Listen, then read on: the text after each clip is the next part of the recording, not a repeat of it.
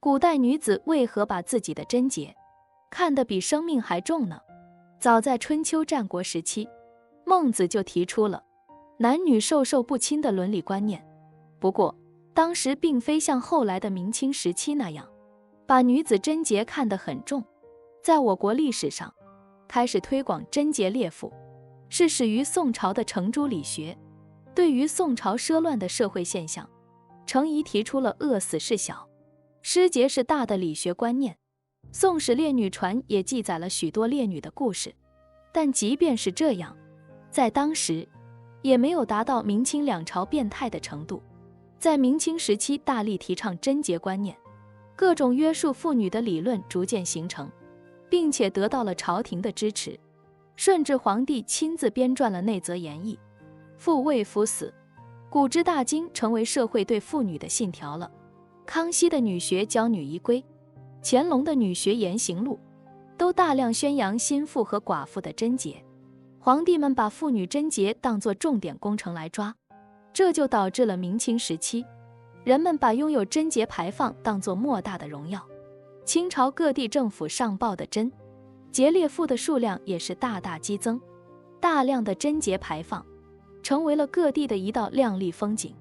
明史烈女传中有一个记载，说是在崇祯4年冬，夏县有个柴姓女子，与丈夫入山中避刘贼，但是还是被刘贼抓住了。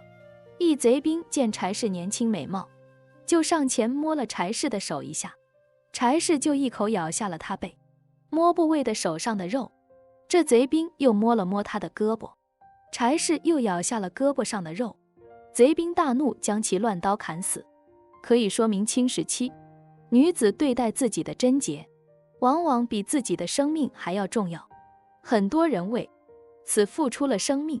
明史烈女传中记载，有一位烈女患有妇科疾病，家人花重金为她请了一个妙手回春的妇科男大夫，但是此女却断然拒绝。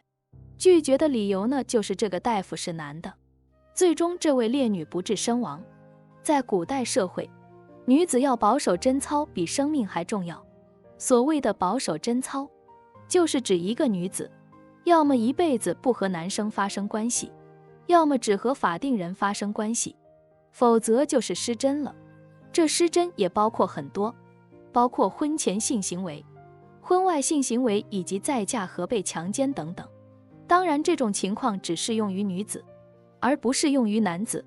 若是男子与妻子以外的女子发生关系，充其量只是失德。所以贞操观念是古代社会中男子专为女子而设的一种律例。贞操观念从无到有，是人类历史的一个进步。它对于破除群婚杂交的性关系，巩固一夫一妻制家庭，使后代能够健康正常的繁衍，有着不可低估的历史作用。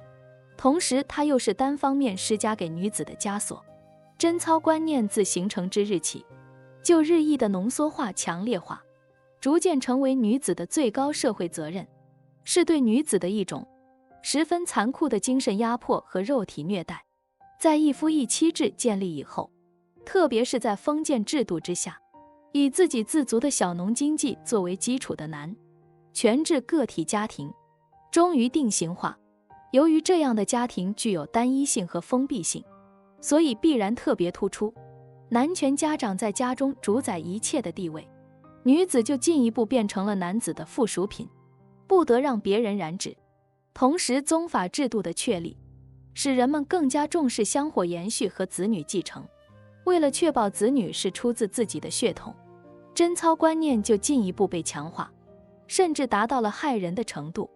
几千年下来，这种女贞观念深入人心，潜移默化地在影响人们的理念。既然我们提出了男女平等，为什么我们还会有这种变态的心理呢？欢迎关注我的频道，这样就不会错过更多精彩内容。